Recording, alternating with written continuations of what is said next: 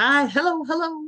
Welcome back. I'm Janet, the plant-powered peddler, and I'm here today with Nan Simonson again. She's going to cook for us and talk to us more about Dr. Goldner and how to step down from her 6 weeks rapid recovery without the doc. She did it without her.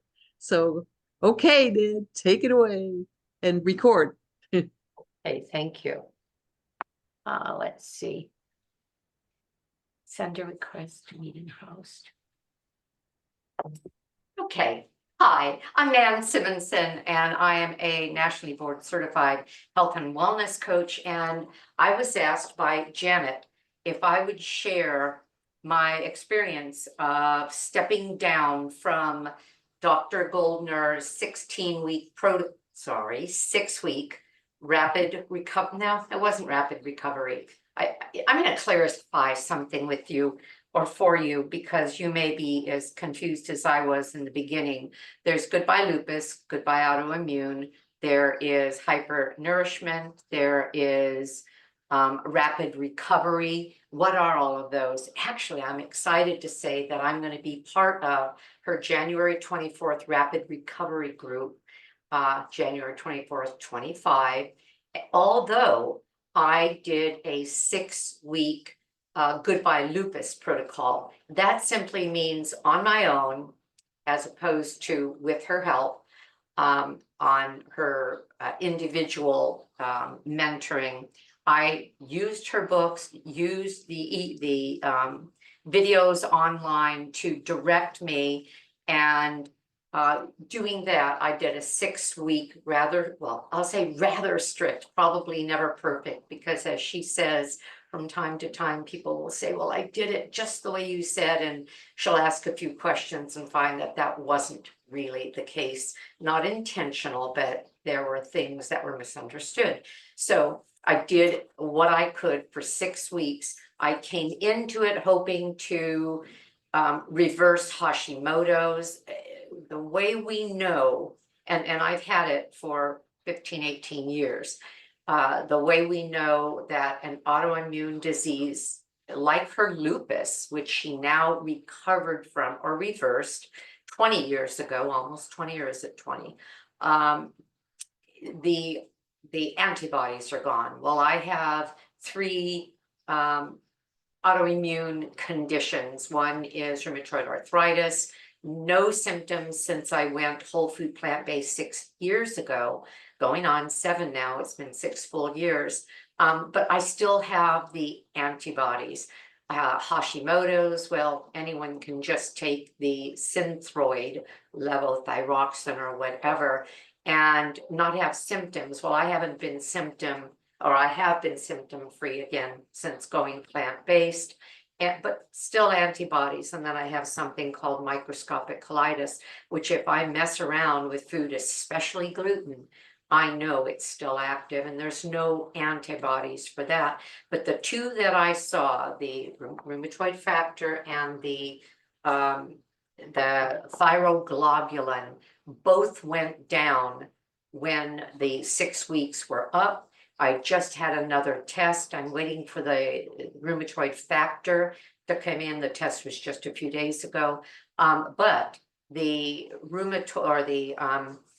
the thyroglobulin has gone down again. And she said when that happens, because they have to die off, and if nothing new is coming up, then you will see it fall. And it did. It went from 52 before her protocol to 41, and now it's 34. Yay! So I'm really pleased about those results. And the big thing for me was 6 years of a very high positive, but it was negative to be sure that this was so high, something called the ESR, which is erythrocyte sedentary rate. And when that is high, you have inflammation somewhere in your body. It's not specific. And that was really high. And it's been high for 6 years, but I've had 3 rheumatologists that with all other testing couldn't find anything else that would explain it. Well, that went back to normal at the end of the 6 weeks. Now, gotta be honest, it went back up again to 33. Darn it, it was 20, it went from 50 something or 48, 49 to 22, which is normal. It's never been normal. And it's back up to 33, and I think I know why. I got carried away, and I'm just giving you this in case you get carried away. I have the feeling that a lot of you are part of Dr. Goldner's tribe, and you may know what I'm talking about. I was so specific to be on the Goodbye Lupus protocol, which meant hypernourishment, as well as high raw, no cooked food, no steamed food.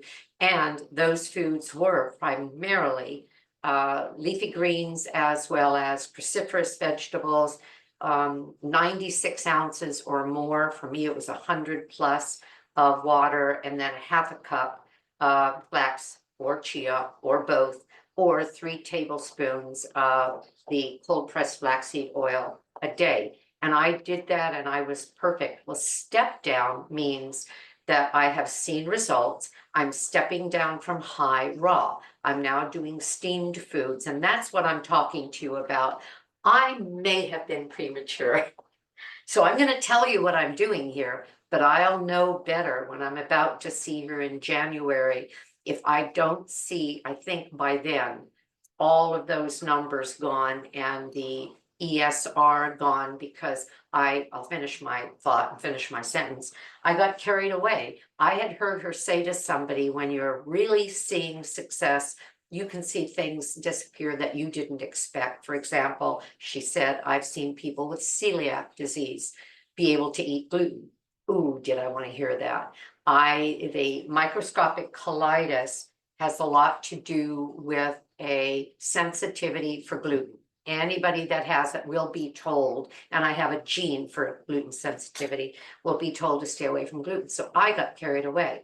And while we were on our holiday following that 6-week period, I had a couple of sandwiches, beautiful whole grain wheat breads. But clearly I shouldn't have done it. I saw it for weeks afterwards in symptoms that are part of microscopic colitis, including a rash that I get from gluten. And I shouldn't have, and maybe that's why the SED rate went back up. I'll know more because that's all taken care of.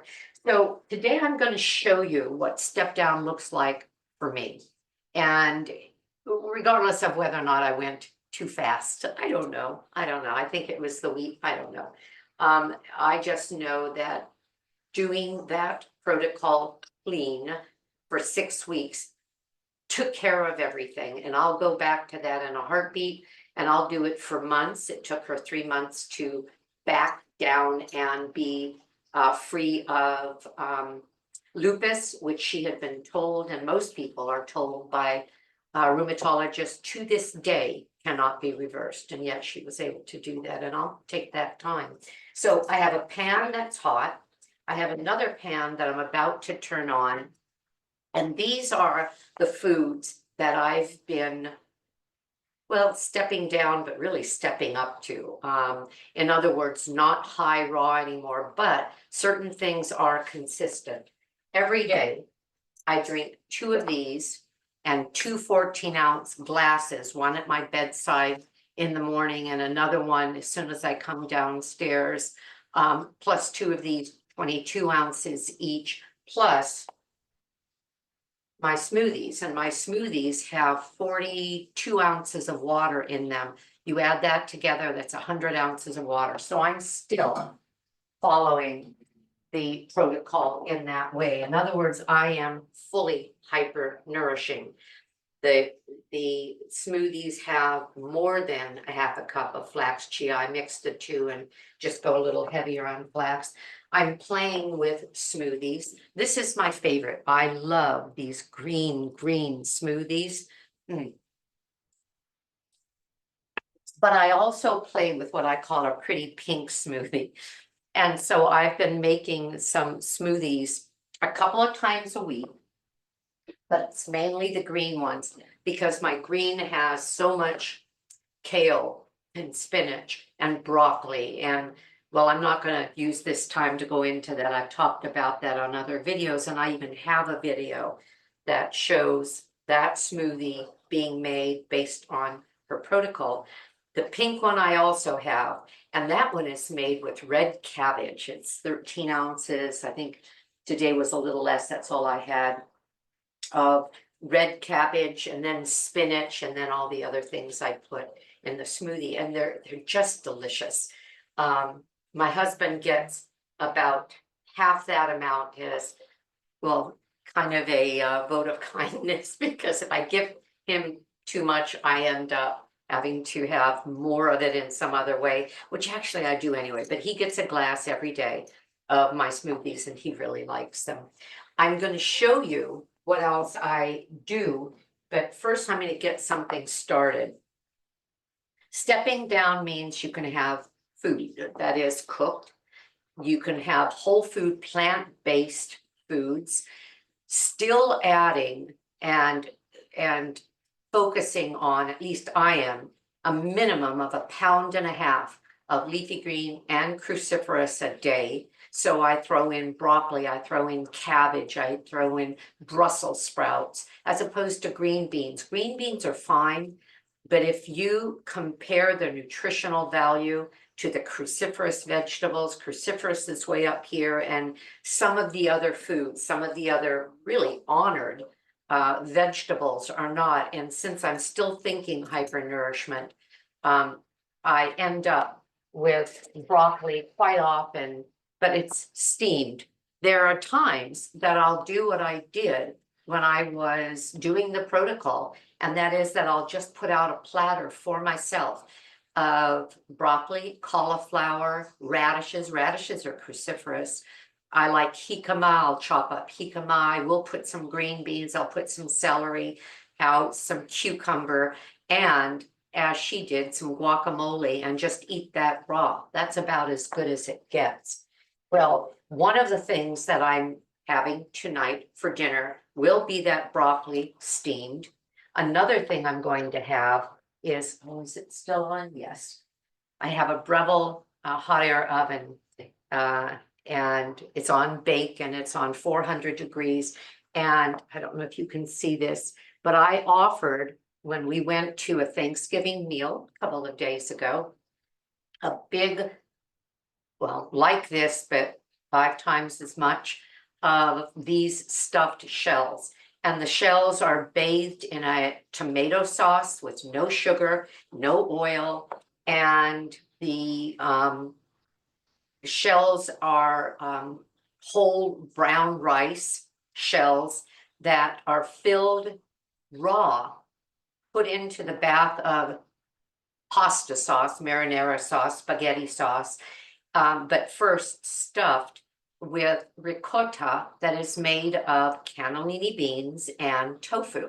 And tofu is something that I really enjoy, and that is absolutely something that works well with step down. It's a high protein food, it's high in fiber, it's high in good fat.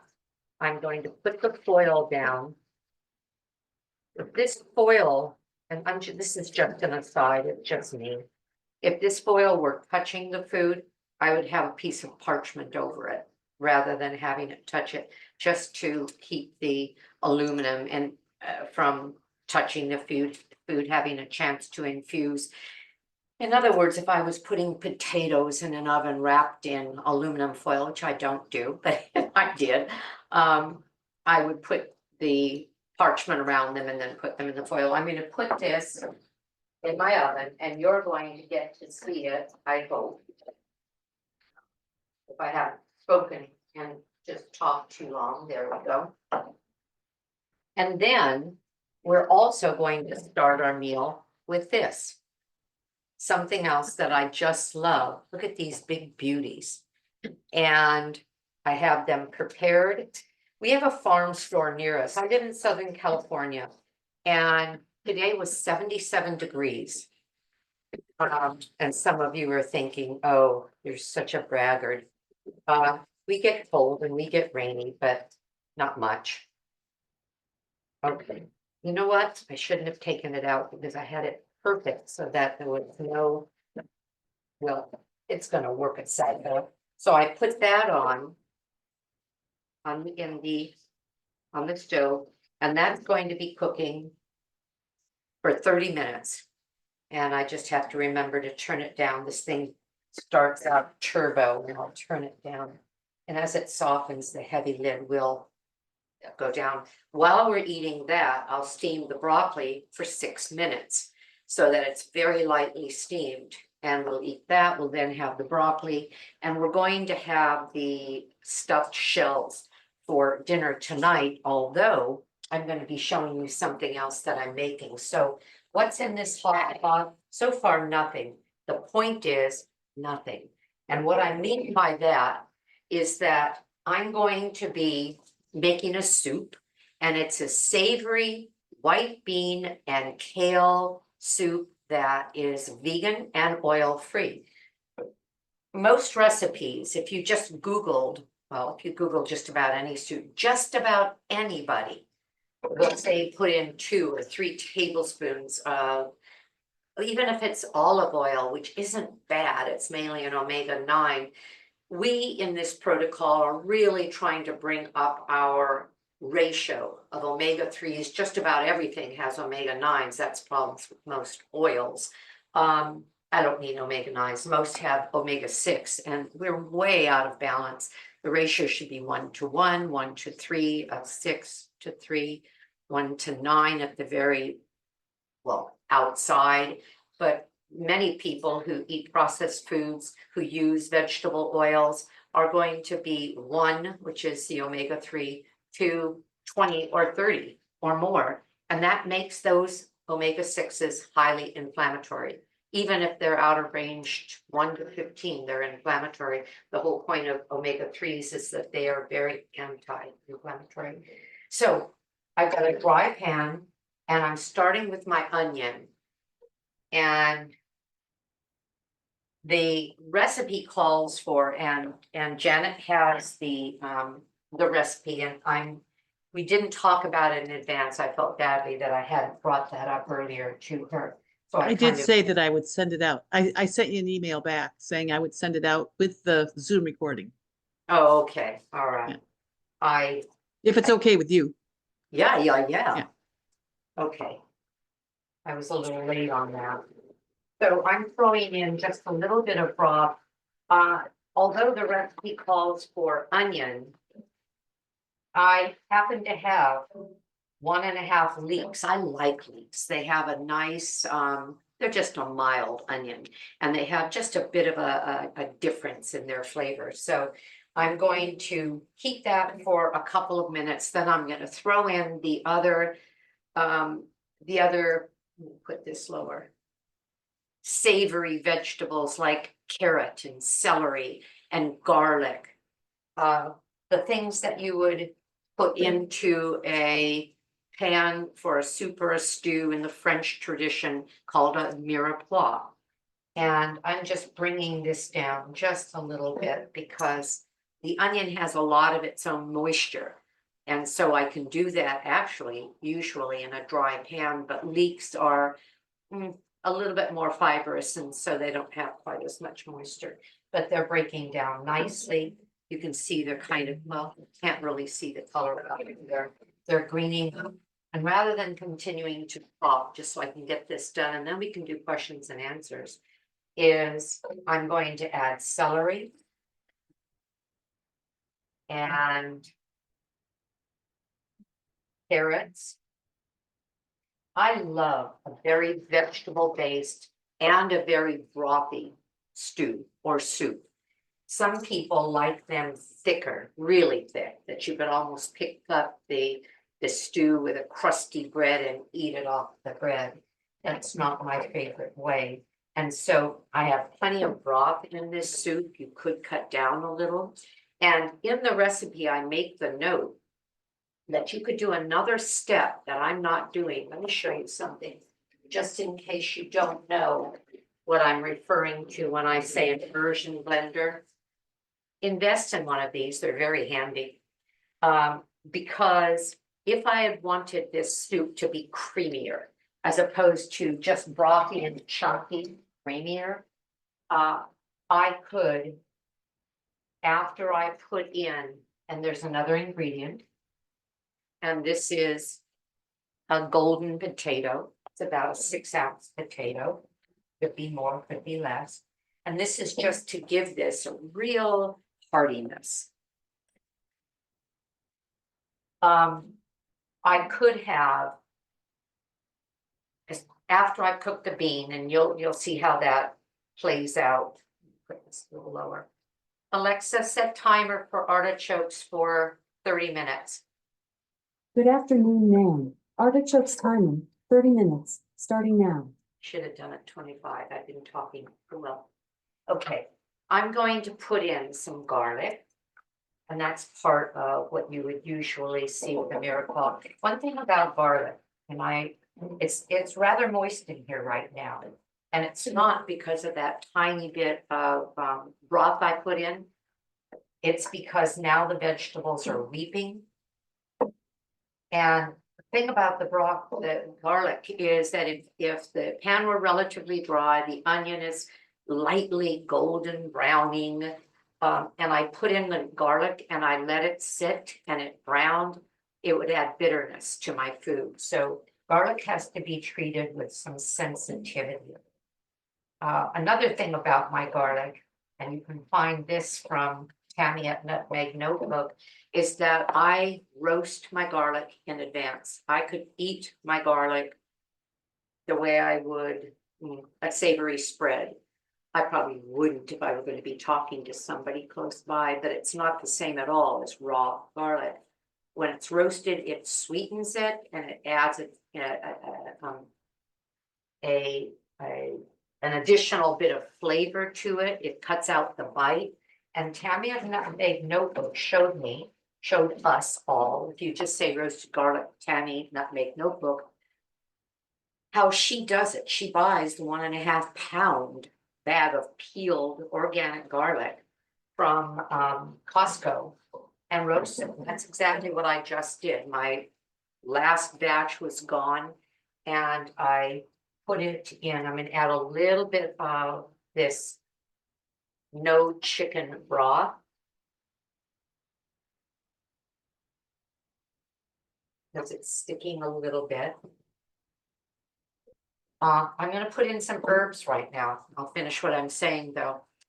But the garlic is put on the jelly roll pan, you know, that pan a lot of people call cookie sheet, and covered. And it takes about 45 minutes with a little bit of water, and the water is replenished if necessary. And she describes all of this.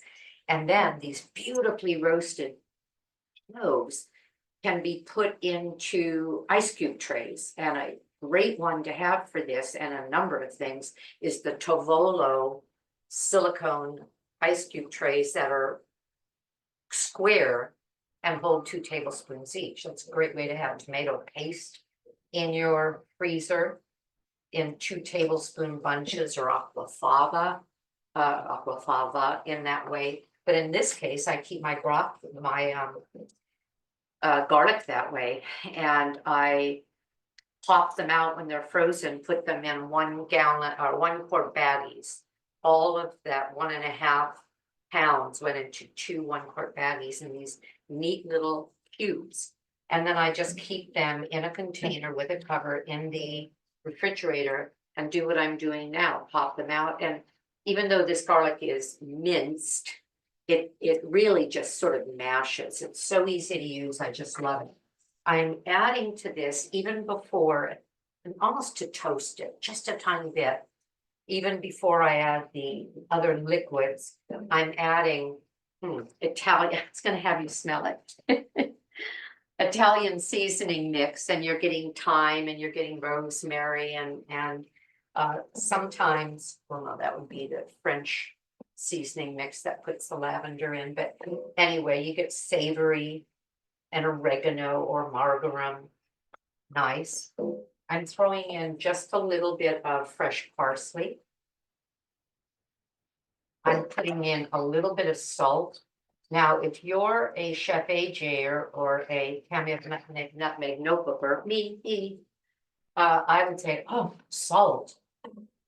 Most of you, a lot of you don't use any salt at all. Well, on Dr. Goldner's protocol, as she says, you better, because you're drinking so much water, you're depleting or you're washing through the sodium in your body, and you could create a condition called hyponatremia, which happens when somebody is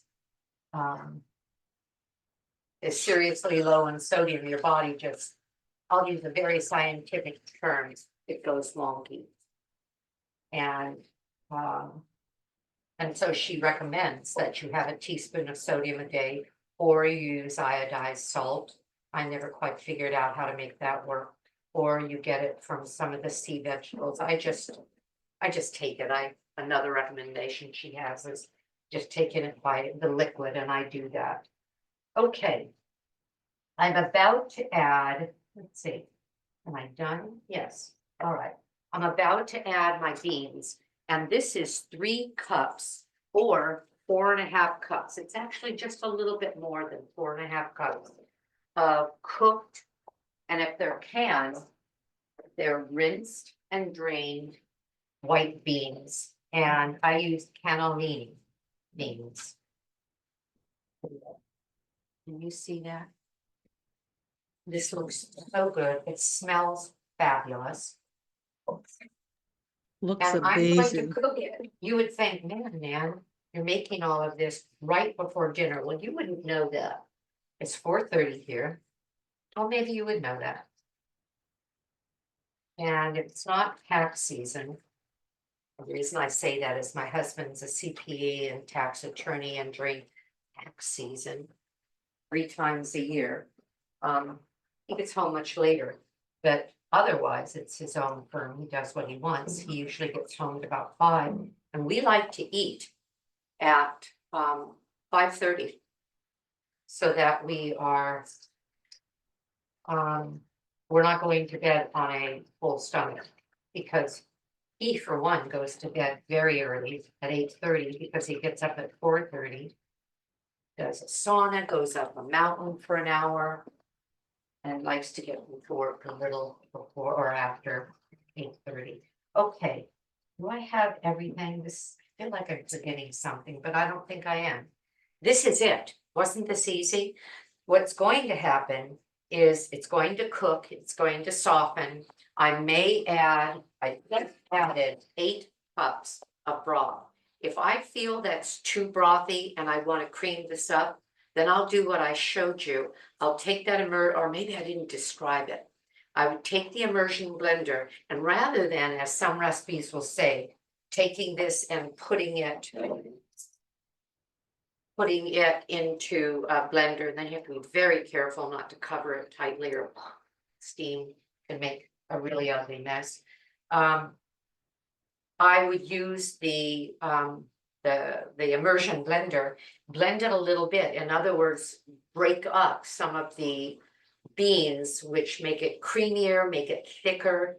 And that's another way I could do this dish. I'll be adding lemon at the end. And no, this isn't dinner tonight, we can bet. We may have a bit of it on the side. So what else do I do? Oh, that's what I was going to show you. I knew there was something else. This is going to cook. So what I've done is I've softened the vegetables, I've added the herbs, the flavors had blended nicely and toasted very, very lightly. Put in the beans. I'm going to, Alexa, cook, set timer for 15 minutes for soup. Soup timer, 15 minutes, starting now. Okay, when that's finished, I'm going to open it up and put in the kale. This is lacinato kale. It's what some people call, show you. I don't know if you can see that darker, stiffer, a somewhat tougher kale. The crinkle kale is thinner, and although I may cook this for 7 to 10 minutes to wilt it before serving it, in this case, I'm not serving it tonight for dinner, but the crinkle kale, you will usually do a little less because it's just a finer texture. So when this is finished for that 15 minutes, that's all we need for this. I'll evaluate whether or not I want to blend it. Actually, the smart thing to do, because if you've made soups and refrigerated them, things like bean soups or lentil soups or split pea soups, when you refrigerate them, this will have to cool completely before I put it in the refrigerator, of course, but when you refrigerate them, the starches break down even more and the soup just gets thicker. But if I evaluate that I do want it to be a little bit creamier, then I may just run the immersion blender in it just for a moment to break up some of the beans, and the soup would then have a creamy look rather than just a brothy and chunky look. And we'll decide. I am bringing this back to a boil, and then I'm going to simmer it for 10 to 15 minutes. And okay, so let me talk to you about other things that I'm eating. An example is tacos. I love, love, love tacos, but what am I going to make them with, and how am I going to do it easy? One of the things about Goodbye Lupus, Hello Delicious, Dr. Goldner's marvelous book, is that she talks a lot about doing things that are quick and easy. I was just about to, and I just ran out of time, make this. I've made the zucchini noodles with marinara sauce, just delicious. And this is the cucumber noodles. I had the cucumber out and everything, but I'll do that tomorrow with a tomato sauce. Well, the tomato sauce is so fun because it is cherry tomatoes, which are more dense. And so it's going to be a thicker, you know, they're dense because they're small. They're not a big, a juicy tomato. With some garlic, red onions, some flax oil, and some nutritional yeast. So sort of a cheesy sauce over cucumber, over crisp cucumber, and eaten raw. So even on step down, I do a number of raw dishes. But the point I was going to make about this is she talks a lot about doing things quickly, easily, and allowing you to do the fun in life, the communication and bonding with other people, not necessarily all around food, so that you can do what you're going to do easily, quickly in the kitchen, and then move on. So why am I going on about that? Because there are products out in the market that you can use that are not processed in the way we're trying to avoid, because they have nothing in them but the things that we are able to eat on this protocol. This is lentils, salt, and it says essential oils of cloves, laurel, thyme, pepper, and garlic, which really means, in essence, those herbs pressed and then their fiber taken out. That's how they would get the oil out of it. I'm assuming. Somebody can tell me I'm wrong, but I'm not worried about the little amount of that this would be representing. And it's lentils. The fat in a serving is 0.5, which is, lentils have fat. So again, we're not looking at added oils here, but these are steamed lentils. They're, I believe, a product of France. I'm not sure. Yeah, product of France, and they're delicious. It's a pound 0.6, or 1 pound, 1 ounce, 0.6. In other words, just over a pound. And I don't always use this seasoning. It's just taco seasoning mix. I have other brands of taco seasoning mix that are really clean, and a chopped onion, a can of tomatoes. I happen to like Muir Glen. sauteed lightly, this thrown in, a tablespoon to a tablespoon and a half of taco sauce, certainly not the whole bag. And then let it cook for 15 minutes to blend flavors. That is a delicious taco filling. The thing about it, it makes so much, I think this is oil, no, not quite.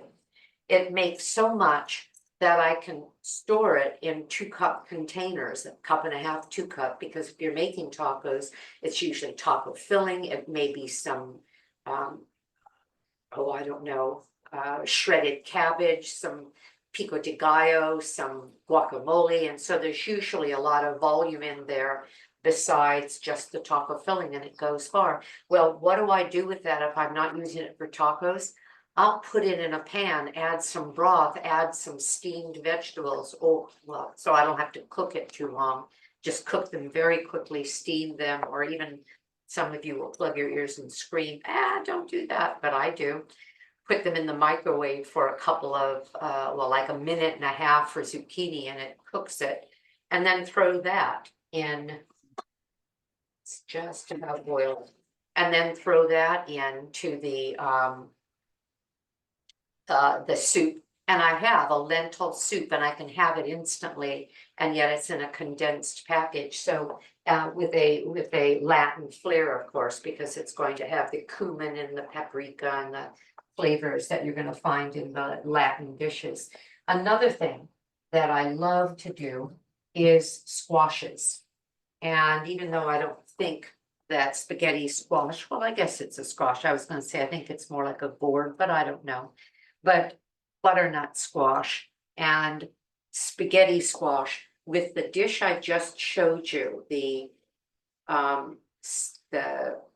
tomato sauce over the cucumber, that would be marvelous over spaghetti squash. The cucumber is in Goodbye Lupus, Hello Delicious, because that's the pure protocol, whereas the spaghetti squash, which is cooked, would be part of Step Down. And the butternut squash could be simply baked. Some people will put these in their Instapot, cook them for maybe 2 minutes, 3 minutes, and then let it naturally come down, and they've got a soft squash that they can then cube up and either put in a soup or blend into a creamy dish. And this is another one. This is the Cinderella squash. A lot of us found these at farmers markets right after, after Halloween, because a lot of people bought these because they're so pretty on the porch, and the vendors had a lot of them, and mine in particular, my farmer's market, just cut them up. Well, I sliced, and you have to do it carefully, I sliced it into, 1.5 inches thick slices, and put some cinnamon on it and a little drizzle of broth, and then put them in the oven and bake them under foil, and then take the foil off to brown them, actually brown them, and did the entire process in my Breville oven. Let me just check things. Okay. And they were absolutely delicious. So those are starches. They're whole food plant-based, and they are delicious. They're Step Down simply because they're because they are steamed, or they're cooked in some way. Step Down isn't going out and having, well, I'll say necessarily, and I'm gonna stick with just my belief that I don't think we should, things like processed plant proteins. In other words, the Impossible Burgers, which are 80% fat, and the tofurkey products that are highly processed, because we're still trying to nourish our bodies well enough to keep the healing process going. Unlike what I did with something that I knew I shouldn't, the gluten, but just hoped, because I wanted it that way, that it wouldn't matter. Okay. This is looking so great. and it smells terrific. Okay. I have on my channel, Nan Simonson, it's YouTube Nan Simonson. I do most on YouTube. Facebook will get what I do on YouTube in an easy, well, in a Facebook form or Instagram in an instant form, but I don't produce necessarily for those. Short-sighted, but that's what I do.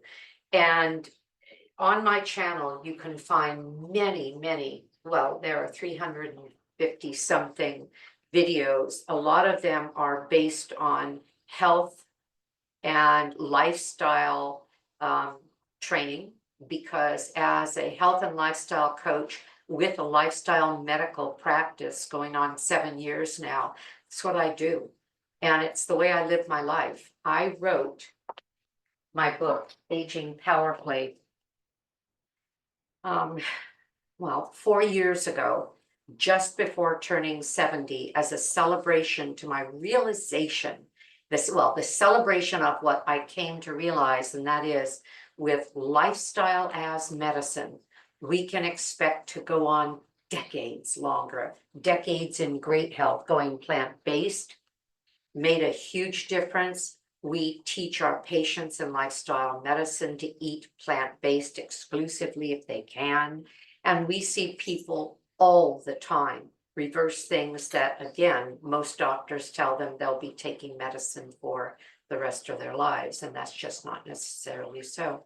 So on my channel, you'll see a lot of recipes that are whole food, plant-based, no oil, low salt, no sugar. I use date paste to sweeten things. Usually not any other kind of sweetener. Occasionally I'll have a recipe that will allow maple syrup, even though that's still a sugar that we can get so used to that we want it all the time. And that's the point. We're trying not to do that. So I have in my refrigerator what I call a library of food. They're all labeled, they're all dated, so I'll look for dates and I'll look for the foods that I want, and I label them in such a way that I'll know to find the recipe again. And in that library, I'll have some of this soup, you can bet. If I had made more than just one extra dish of the shells, I would have had an additional dish of shells in there. I've made this enough to know that even though they don't cook perfectly after being frozen, it works pretty well. And so for that effort, it's a fun way of being able to pull out a food, defrost it in the refrigerator is the best way to do it. If you're defrosting a soup and you're leaving it on the counter all day, I put a bowl on top of it to create a bit of more of a cold environment, because you don't want the soup and its outer portion that's defrosting to get warmer and warmer as you're waiting for the inside to defrost. But the point of the shells that I showed you, I think, is that ricotta, because it's with the nutritional yeast, cannellini beans, tofu. It's high fiber, high protein, delicious. And you can use it in a number of dishes. You can roll it in cooked pasta. One of the things I did on vacation, because I didn't have the shells, was that I had made for one meal it was a plant pasta. I believe it was lentil, really high protein. But I had made a lentil pasta, and there was a lot left over for the crowd because we had 3 families together. And the leftovers I put in a pan on top of a big mound of lightly steamed spinach with garlic. And then, so the pasta on top of that, and then dollops of, in other words, just mounds. Your soup timer is done. Thank you, Alexa. And then mounds of the, Your soup timer is done. Alexa, turn off the timer.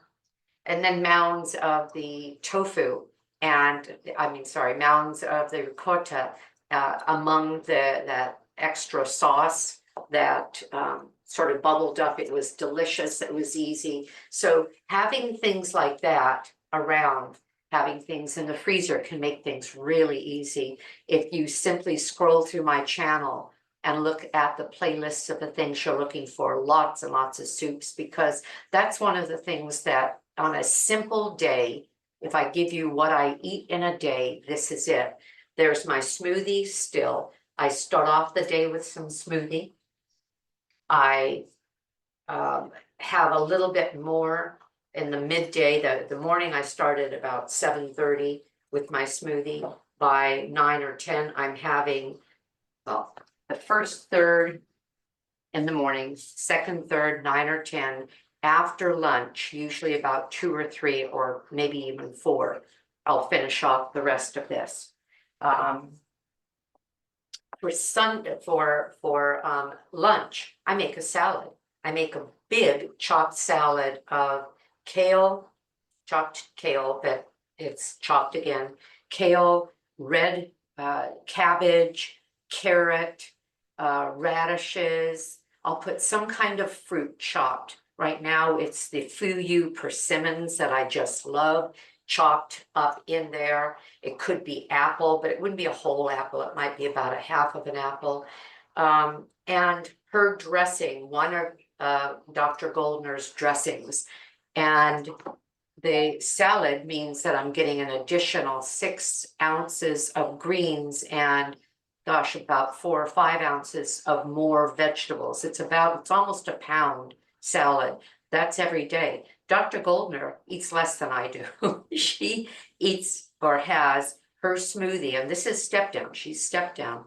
She has her smoothie all day long, no lunch usually, as she describes.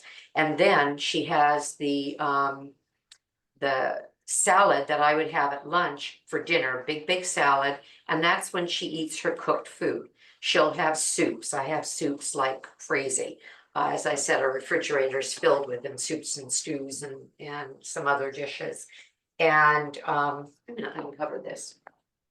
And I was wondering, the taco, are you making the lettuce tacos? No, good question, just a minute. No, there is a brand that I use, Mi Rancho organic corn tortillas. And they have a thin, credible tortilla that, even though I don't count calories, I for 6 years now have been able to maintain my weight. I lost weight with her Goodbye Lupus and that just hasn't come back on. But I use this as an example for how thin they are. A typical corn tortilla is about 70 calories, 70, 80, something like that. The thin credibles are 35 calories. So in other words, Wow. it's a very thin tortilla. Well, I'll have 3 of those loaded with the taco and cabbage, and it's one of my favorite meals. It's one of my husband's favorite meals. He says, make it anytime you want. He just loves it. Now I'm going to show you. But now you do it with the lentils and Now I do it with, and I didn't have those at all. ooh, oh my Look, gosh. Yeah. Doesn't that look good? Now watch what I'm going to do. And I'm gonna let that go 7 minutes more. Can you do this in the Instant Pot or you always do it on the Well, stove? that's a great question, because most of the soups that I make, I cook in the Instant Pot. If any of you are not familiar with the cookbook Vegan Under Pressure by Jill Nisanow, Mm. she's my best friend. She doesn't know me. Actually, we've met a couple of times at events at Rancho La Puerta. I was Chef AJ's sous chef there 3 times. And I have been there 5 times in the last few years. And I've gone to her classes. I love that book, Vegan Under Pressure, because she has charts for grains, charts for rice, charts for legumes, and her charts are accurate. There are a number of other sources that promote the Instapot or pressure cooker, But I find that almost everything is overcooked, whereas her, for example, chickpeas, she recommends if you're gonna soak them, she recommends 13 to 15 minutes max. And the Instapot, and a number of them that I see show 18 to 20 minutes or more for the chickpeas. So I like what she does. So I'm gonna show you this. I'm gonna cover it and cook it another 8 minutes, but take a look at this beauty. Wow. That, oh Doesn't my that look gosh. great? Yeah. And So mirepoix, is that a specific combination of vegetables? a mirepoix Wow. for a French dish is usually, and actually, Trader Joe's, I believe, has a container that I think they call mirepoix. But it's Mariipaux, something like that. But it's usually, thank you, Alexa, Your turn it art- off. Turn off timer. That's my artichoke. Your artichoke's timer is done. Thank you. Turn off timer, Your Alexa. artichoke's timer is done. Turn off my timer. You know who gave me this idea? I didn't want one of these. Chef AJ. Watched Chef AJ many, many times in her kitchen talking to her timer, and it's been really helpful. So I decided that I would do it. Okay, and let me cover this. I know I just interrupted myself. Well, actually, I'm not even gonna cover it. You were going to tell me the mirepoix combination. yes, Jennifer okay. says Trader Joe's does It's have it. onion, celery, carrot, garlic, and depending on the additional savory ingredients needed for the dish, sometimes they would put fennel in there. But that's not one of the classic basics. And then you have your typical herbs, but the mirepoix is primarily just those vegetables that you start with that give them, they call them aromatics. Aromatics are your onions, your celery, your carrot. And garlic. And there might be, garlic, the alliums, the allium family. Very good. So I'm looking at this, and because I'm not going to eat it, so I'll tell you that typically if I were going to eat this now, I would cook it just a couple of minutes more to get the lacinato kale softer, but I don't want it to turn Brown. yeah, I don't want it to look like fatigues. And I'm going to put in a couple of tablespoons of lemon juice. Taste it. I'm sure I'll put a little bit more salt. And oh my goodness. I have the red, the chopped red pepper in there, and I like that little bit of heat. But look, isn't that pretty? Just, oh my gosh, how could you not eat I that? know. And then I have Oh man. sit on it. Yeah, it does. Yay. And I have my, well, big giant. That's what I Oh, don't want my kale to look like. yeah. Tea green. So I'll let those stay hot. And when I take those out to eat, as I said, I'll put the broccoli back in. I still have enough water in there. So oh, and then I'll just finish. Lunch is the salad. Dr. Goldner then has her cooked food in the evening. Well, I do the same thing. I then have most of anything that I'm gonna have that's cooked. It will be in the evening, and that's when we'll have the tacos. I could stuff the if not stuff them like an acorn squash, I could put over a roasted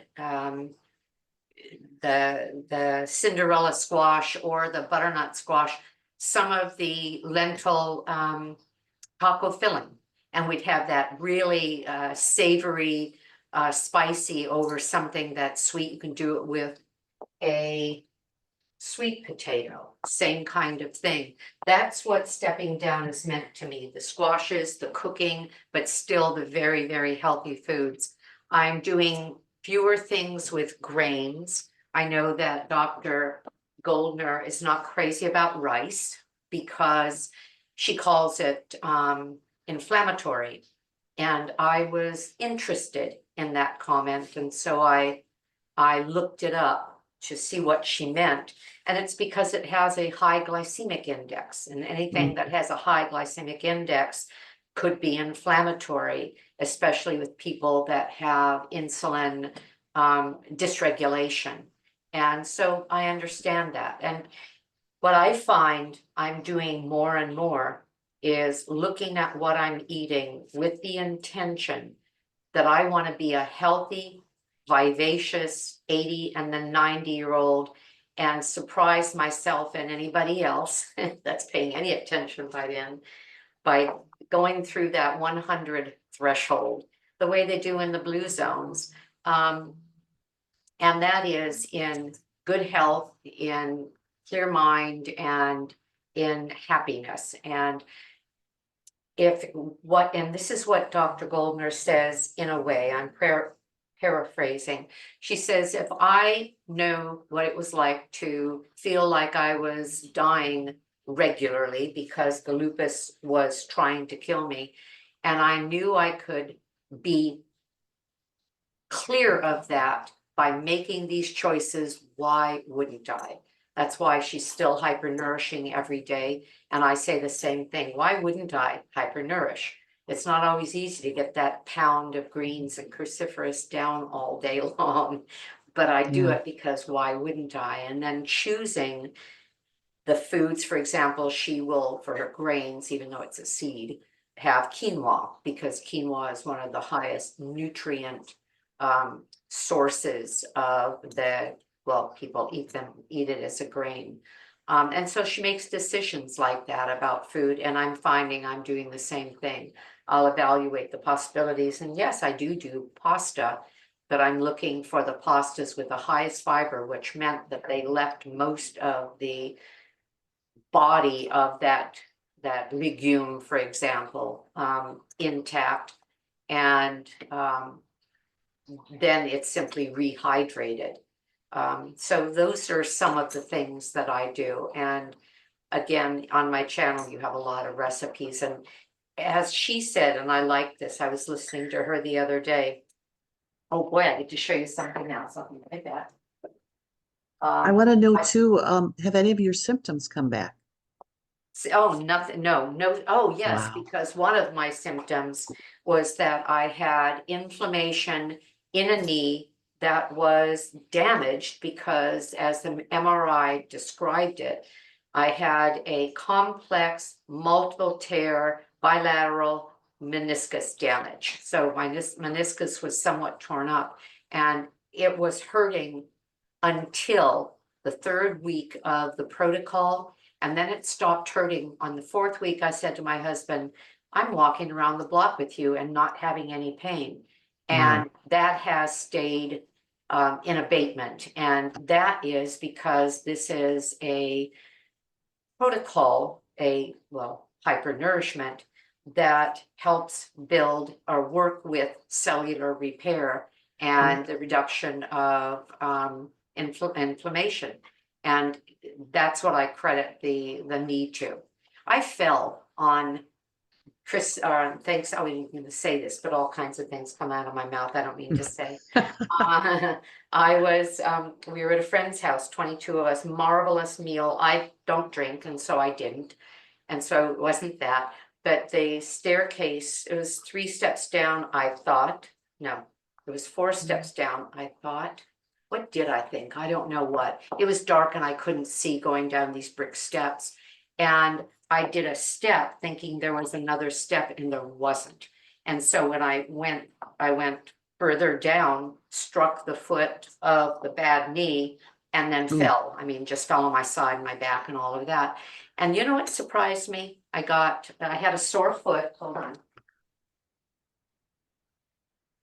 that I actually thought might be broken because it swelled up and it was very, very painful that night. And yet it's been what, 3 days since Thanksgiving, 4 days since Thanksgiving, and it feels just fine, no problem. Wow. And I went on a walk last night, so I have to say to myself that I'm doing the right thing to keep my body from being so inflamed that an injury then takes forever to heal. Look, now I'm gonna put this back in. Wow. I want it to be a little bubblier, so I'm gonna Uh-huh. take the cover off, put it on high. Jennifer says, yum, Nan, I wish I could come over for dinner. Yeah, that'll be perfect for dinner. It'll be in about 10 minutes. It'll be bubbly and it'll be brown on top. And that's how we roll now. So Wow. anything else? Does anybody have any burning questions? It is 5, so I understand if you all need to get going. Oh, I'll show you. It's always more fun to spoon up a. I just want to know, does Tim ride a bike? What? Does Tim ride a bike? He and I ride together on Sunday. We do an hour and a half ride. Uh-huh. But he loves his walk up the mountain. We have a mountain that's about 1,000-foot rise. And so it's not too strenuous, but it takes him an hour based on the trails. And he does that every morning. And he starts out in the dark.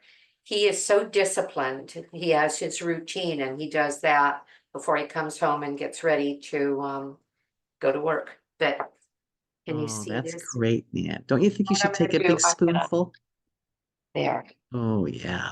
Isn't that nice? Oh, that is gorgeous. Yeah, yeah. And again, and I'm tempted, let me put this back up. I'm tempted to blend it, and yet I love a clear broth with a lot of vegetables. So I'm not gonna do that. I'm just going to